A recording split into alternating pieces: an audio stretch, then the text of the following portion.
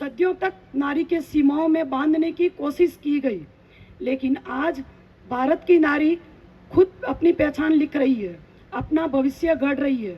आज का ये सम्मेलन कोई साधारण कार्यक्रम नहीं है, ये नारी शक्ति की हुंकार है, उद्घोष है और भारत की एक पहचान है। हम यहाँ केवल उपस्थित होने नहीं आए, बल्कि एक परिवर्तन के साक्षी बनने के लिए आए हैं। हम यहाँ नारी शक्ति के उत्थान का इतिहास लिखने आए हैं। ऐसे डॉक्टर नूतन मैम ने आपको बता दिया है नारी शक्ति अधिनियम के बारे में, फिर भी मैं कुछ पहलू संबोधित करना चाहूँगी। उनका इतिहास की छोटी सी झलक। 96 में पहली बार महिला आरक्षण विधेयक पेश हुआ, लेकिन हमारा पास नहीं हुआ। 99 में फिर से पेश हुआ, फिर लुप्त हो गया। 2008 में संसद में लाया गया। 2010 में राज्यसभा में पारित करके लोकसभा में ही अटका रहा, मगर हमारा पारित नहीं हुआ। आखिरकार वो घड़ी आ गई। 27 सितंबर 2023 आखिरकार ये ऐतिहासिक कानून बन गया। इसलिए हमें बहुत खुशी है। सभी बच्चियों को, नारियों को हमें गर्व महसूस करना चाहिए। दशकों के इतने इंतजार के बाद हमारा ऐतिहासिक फैसला आया। भारत की 21वीं सदी में सबसे बड़े निर्णय में से एक महत्वपूर्ण निर्णय लेने जा रहा है। यह निर्णय नारी शक्ति को समर्पित है, नारी शक्ति वंदन को समर्पित है। हमारे देश की एक संसद एक नया इतिहास रचने के बहुत करीब है।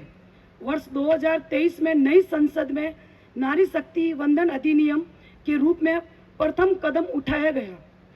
वह यह समय लागू हो सके, महिलाओं की भागीदारी हमारे लोकतंत्र में मजबूती दे सके, इसके लिए 16 अप्रैल से 18 अप्रैल तक बजट सत्र की विशेष बैठक का आयोजन किया जा रहा है।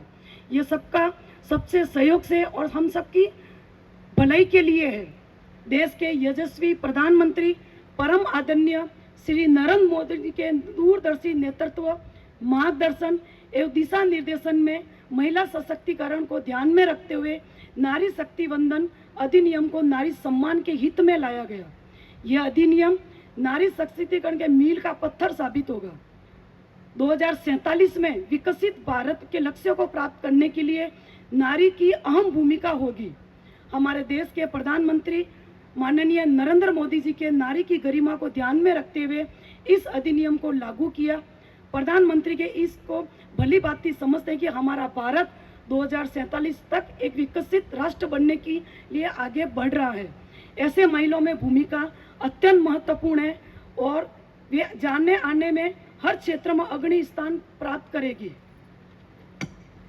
आप सभी प्राचीन काल में एक धारणा सुनी है, यत्र नारीसतु पूज्यते रमते तत्र देवता, अर्थात जहाँ नारी की पूजा होती है वहीं देवता का वास होता है। प्रधानमंत्री जी के इस कथन को चरितार्थ करते हुए नारी शक्ति वंदन अधिनियम को लागू करने की महत्वपूर्ण प्रयास किया है। अब हमारे देश की नारी केवल चार दीवारी में बंद नहीं रहेगी, वह अपने अधिकारों और कर्तव्यों को भी समझेगी। देश के प्रधानमंत्री के नारी का सम्मान दिलाने हेतु अधिनियम को लागू करने का एक संकल्प लिया। आपने सुना होगा, कोमल है कमजोर नहीं तू, कोमल है कमजोर नहीं तू, शक्ति का ही नाम है नारी, जग को जीवन देने वाली मौत भी तुझसे हारी है। महिला केवल घर को नहीं सजाती संवारती, बल्कि राष्ट्र के निर्माण में अपनी अहम भूमिका निभाती है। इसीलिए कहा गया है, नारी शक्ति है, नारी लक्ष्मी है, नारी ही सम्मान है, उठ खड़ी हो अबला तू ही तो राष्ट्र की शान है। प्रसिद्ध जयशंकर प्रसाद रविशंकर ने भी कहा है, नारी जीवन का चित्र ही क्या विकल रंग भर देती हो, जीवन के शून्य सपनों में आकार कला को देती हो। आज परिस्थितियां बदल रही है, नारी सशक्त हुई है, महिला जागरूक भी हुई है, नारी को संकल्प की शक्ति मिली है, नारी को सम्मान मिला है। आज पूरे देश में चारों तरफ नारी की शक्ति अधिनियम के बारे में चर्चा की जा रही है।